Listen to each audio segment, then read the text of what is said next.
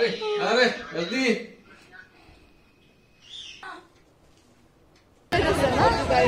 करे सर एक करते है ना।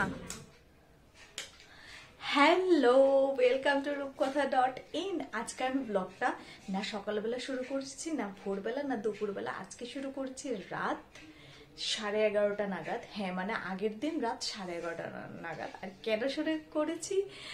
Cause his birthday. তো আজকে আমি বাড়ি থেকে চলে এসেছি, আর আসার সময় মানে আমি ব্লগ করিনি। তো আর এখন ওর জন্য আমি একটু ছোট্ট একটা সারপ্রাইজ আমি প্ল্যান করেছি।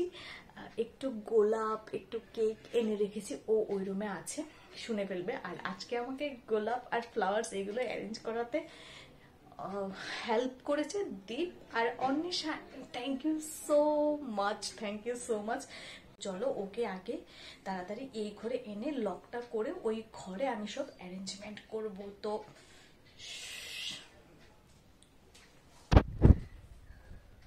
প্ল্যান তো ছিল অনেক কিছুই করার, কিন্তু কি বলতো, এই জাস্ট আমরা 4-5 দিনের জন্য ঘুরে এলাম, তারপর আবার আমি ওই বাড়িতে গিয়েছিলাম, আসলাম।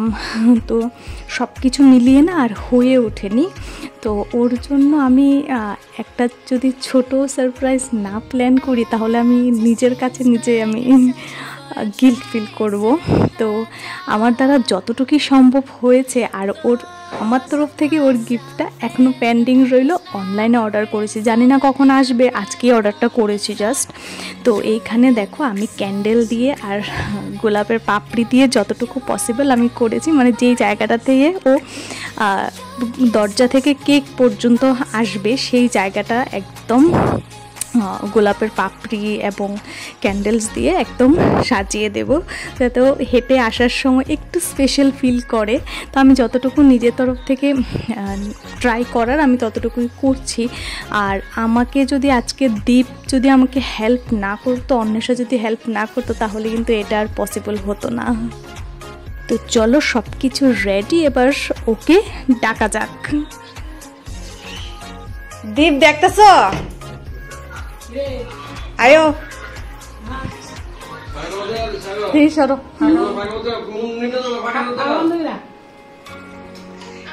अरे अरे जल्दी जल्दी स्पेशल ट्रीटमेंट কেমন লাগছে? হ্যাঁ, তো রাজা রাজা ফিল হয়েছে নি গোলাপের পাপড়ির উপরে দিয়ে হাইটা আয়া। সব ডিলাইট দো।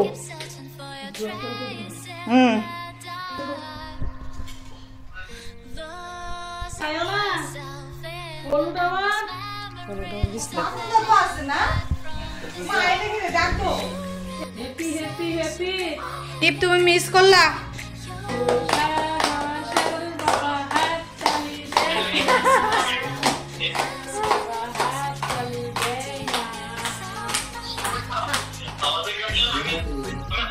দীপ তুমি খাইবা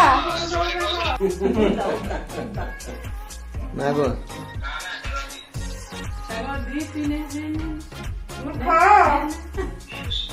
নাই নাই নাই বাবা।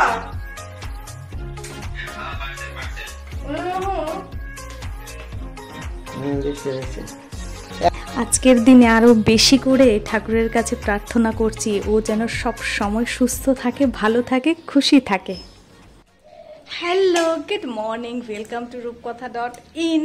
তো আবারও তোমাদেরকে গুড মর্নিং বলে ওয়েলকাম করছি, কারণ কাল ব্লগটা কিন্তু কাল রাত থেকে শুরু হয়েছে। আর ওকে আমি সারপ্রাইজ করেছিলাম ছোট্টখানি, যেটাই আমার দ্বারা পসিবল হয়েছে। আর তো চলো আজকে সকাল সকাল উঠে স্নান করে ফ্রেশ হয়ে গেছি, পুজো দিয়ে তারপর দিনটাকে শুরু করব। তো চলে এলাম ঠাকুর ঘরে, তারপর নিচে গিয়ে ওকে ওর সঙ্গে আবার তোমাদের দেখা করাচ্ছি। দাঁড়াও আগে পুজোটা শেষ করে নিই। তো আশা করছি তোমাদের কালকে আমার সারপ্রাইজটা ভালো লেগেছে, আর যদি ভালো লাগে two comment.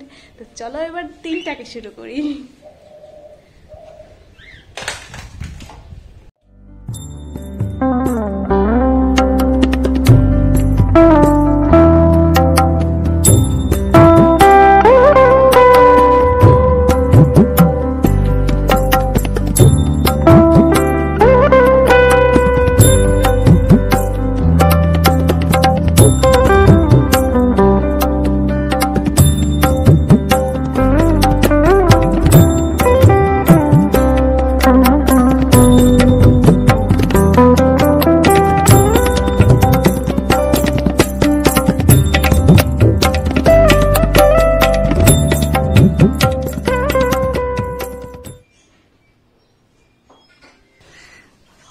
my surprise? It's very good. शुद्ध द्रोही It's very आपको बस surprising. इतना ही कहना था. ये अच्छा था. खुल के बोलो. हम Do पहन के express. बोल रहे हैं.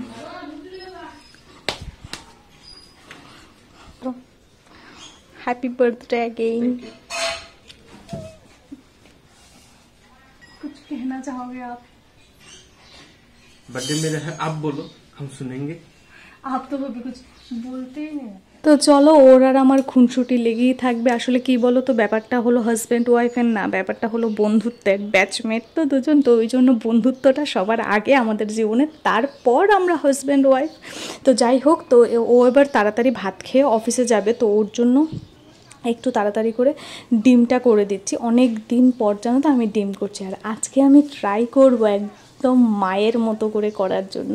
মাকে আমি কালকে যখন আমি বাড়িতে ছিলাম, মা সকালবেলা করেছিল, তো মাকে আমি জিজ্ঞাসা করছিলাম, মা আমি করলে তোমার মতো কেন হয় না বলো তো।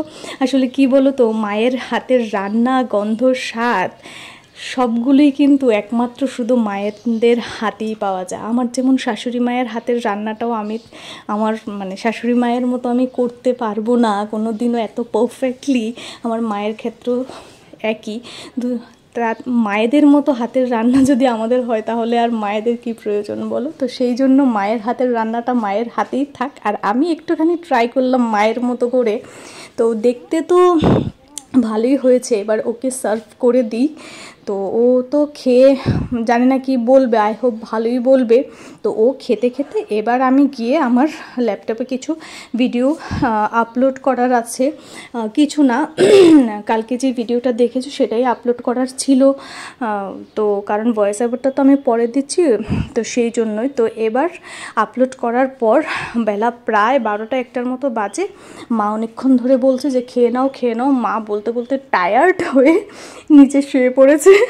তো এখন আমার প্রচণ্ড খিদে পেয়েছে, এখন খেতেই হবে। তো ফ্রিজে একটু চিকেন ছিল, সেটা বার করে আমি মাইক্রোওভেনে গরম করে নিলাম।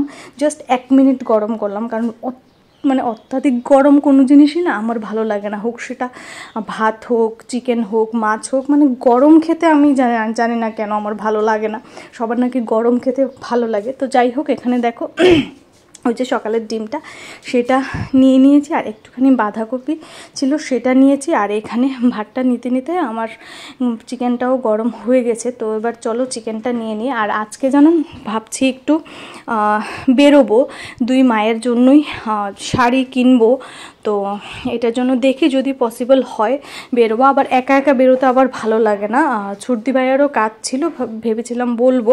তো দেখি বের হই কি না। আবার আজকে রাত্রের ডিনার ওর আর আমার প্ল্যান করা আছে, যাব। তো চলো এবার বসে পড়ি খাওয়ার জন্য।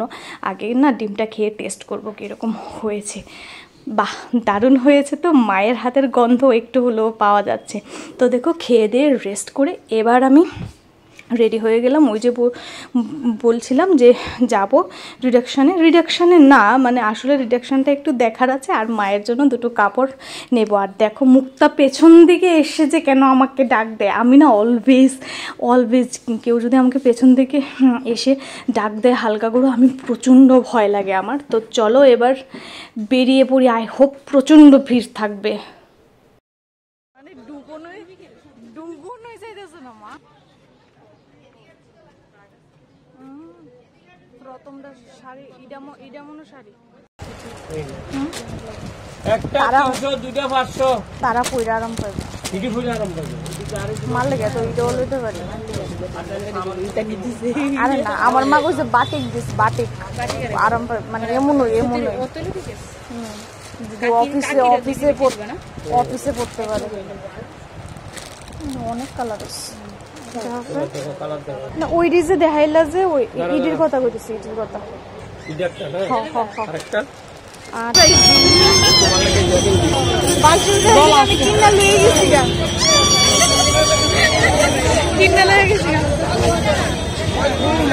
প্রচন্ড এত ভিড় যে হাডম যাইতেছে না।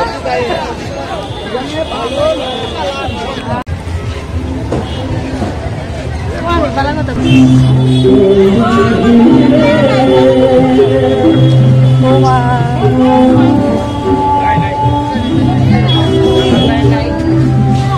দেখতে পেলে তো কি কোন ভিড়ের কথা আমি বলছিলাম। এই ভিড়ে জানো তো কিছু কিছু মানুষ একদম ছোট বাচ্চা কোলে করে কাঁধে করে নিয়ে এসেছে। কি করে যে এই দেখছো বাচ্চাটাকে কোলে করে নিয়ে যাচ্ছে, এর থেকেও আরও ছোট ছোট অনেক বাচ্চা জানো আছে মায়েদের কোলে, বাবার কোলে। এই দেখো পেছন দিকে আরেকজন আসছে। মানে কিভাবে যে বাচ্চাদেরকে নিয়ে এত ভিড়ে আসে, একটু কি ভয় হয় না? বাপরে বাপ, এত সাহস তো আমারও নেই। তো যাই হোক, এখানে আমরা মায়ের জন্য দুটো কাপড় নিয়ে এবার চলে যাচ্ছি বাড়িতে। এই গরমে আমি আর কিছু কেনাকাটা করতে চাই না। আর মুক্তাকে অনেক রিকোয়েস্ট করার পর ও একটা কুর্তি নিল। আমি বলেছি তুমি যদি না নাও তাহলে কিন্তু আমিও কিনবো না। আর আমার শাড়িটা বাকি রইলো। আমি আর মুক্তা না ভুলেই গেছি যে আমাকে শাড়ি একটা নিতে হবে, যেহেতু নতুন বছর, বিয়ের পরে নতুন পয়লা বৈশাখ। মা বারবার বলে দিয়েছিল। তো কালকে আই থিঙ্ক শাড়ির জন্য আবার আসতে হবে, আর না হলে বাড়ির কাছ থেকে মল থেকে নিয়ে নেব। তো চলে এসেছি বাড়ির একদম কাছে, আর গলি থেকে না এই দেখো আমাদের ড্রয়িং রুমটা দেখা যায়।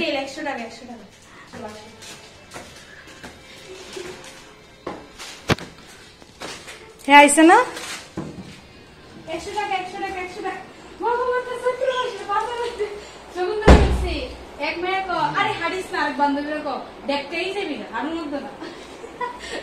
যেহেতু মুক্তা আজকে এসেছে, তো মুক্তাদের বাড়ি আর ছোটদি ভাইয়ের বাড়ি না একটু কাছাকাছি।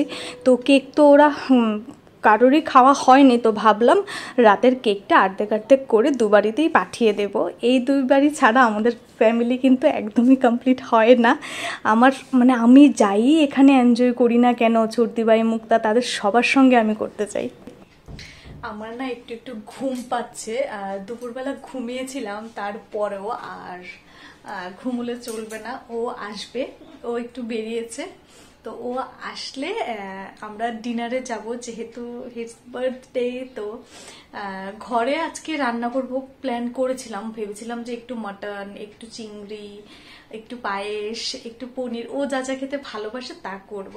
তো ও বলল যে যেহেতু কয়েকদিন আগে বাইরে থেকে এসেছে, ও এত রিচ খাবার এখন আর খাবে না, আজকে খাবে না। তো বাইরে গিয়ে কিছু স্টার্টার ও খাবে। তো ওই জন্যই ডিসাইড করলাম ঠিক আছে চলো বাইরে যাই, তোমার জন্মদিন, তোমার ইচ্ছে। তো ও এখন আসবে, এখন রেডি হয়ে পড়বো, আবার রেডি হতে হবে। ও মাই গড, এই গরমের যন্ত্রণা না কিছুই ভালো লাগছে না। তো যাই হোক, বেশি কথা না বলে এখন ছটাপট রেডি হয়ে যাই। তো দেখো আমি এই কুর্তিটা পরলাম। এই কুর্তিটা না অনেক দিন ধরেই পরবো মনে আছে। ও বিয়ের পর নতুন প্রথমবার ও ট্রেন্ডস থেকে এই কুর্তিটা আমাকে কিনে দিয়েছে। একবার তারও সবটা কুর্তি তোমাদেরকে দেখাই। এই দেখো কালারটা, এই রংটা না আমি প্রথমবার পরলাম। এই রংটা আমি আর পরিনি। আর নিচে আমি একদম হোয়াইট দিয়ে পেয়ার আপ করেছি। আর এটার এই জায়গাটা দেখো হোয়াইট দিয়ে ডিজাইন, তো ওই জন্য আমার কাছে মনে হয়েছে যে হোয়াইটটা উইল গো। আর আমি ছটাপট করে রেডি হচ্ছে।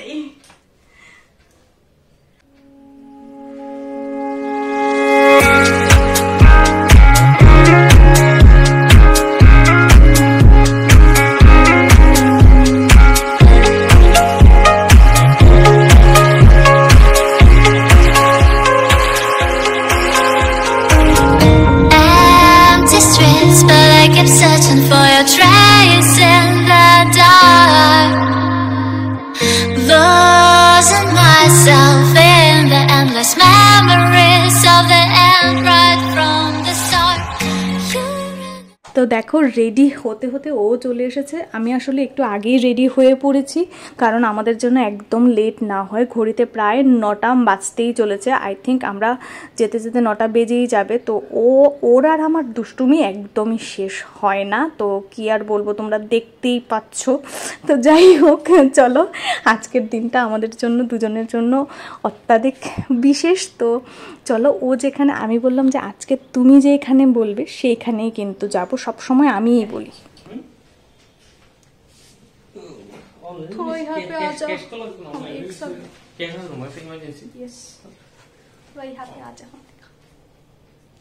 সুন্দর লাগতেছে না হলুদ বলটার সামনে? Happy birthday.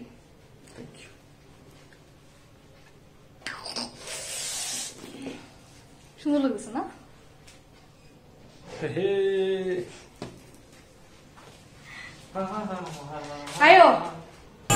বাজে,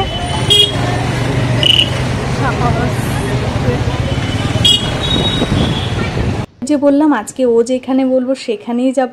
তো আজকে ওর ইচ্ছে পার্ক লাইনে আসবে, তো চলে আসলাম। অনেক দিন ধরেই না আসবো কিন্তু কোনো না কোনো কারণে আর হয়ে উঠছে না। তো আজকে আমরা এখানে অর্ডার দিয়েছি, তন্দুরি দিয়েছি, চিকেন তন্দুরি একটা ফুল প্লেট দিয়েছি, আর বিরিয়ানি দিয়েছি, আর মাটন দিয়েছি। আর চিকেনটা না এত ভালো ছিল, বিরিয়ানির সঙ্গে কম্পেয়ার করলে চিকেনটা প্রচণ্ড ভালো ছিল। তোমরা কিন্তু কিছু ট্রাই করো আর না করো, তন্দুরিটা নিয়ে নেবে, ভীষণ ভালো ছিল। আর একটা ফুল প্লেট তন্দুরি না দুজনের জন্য একদম এনাফ। আমি সিরিয়াসলি বলছি, একদিন তোমরা গিয়ে ট্রাই করে নিচে কমেন্টে বলো তো কেমন লেগেছে তোমাদের কাছে। তো চলো, খাওয়া দাওয়ার সঙ্গে আজকের এই ছোট্ট ব্লগটি তোমাদের কেমন লাগলো নিচে একটু কমেন্ট করে জানিয়ে দিও। আজকের এই ছোট্ট ব্লগটি আমি এইখানেই শেষ করছি, কালকে ফিরে আসবো উইথ এ নতুন দিন অ্যান্ড উইথ এ নতুন blog. So happy birthday to you again. তো যাই হোক, চলো টাটা, কালকে ফিরে আসবো। সবাই আমার মতো খুব ভালো থাকো, stay happy and stay healthy. চলো আজকের জন্য টাটা, আবার দেখা হচ্ছে কালকে।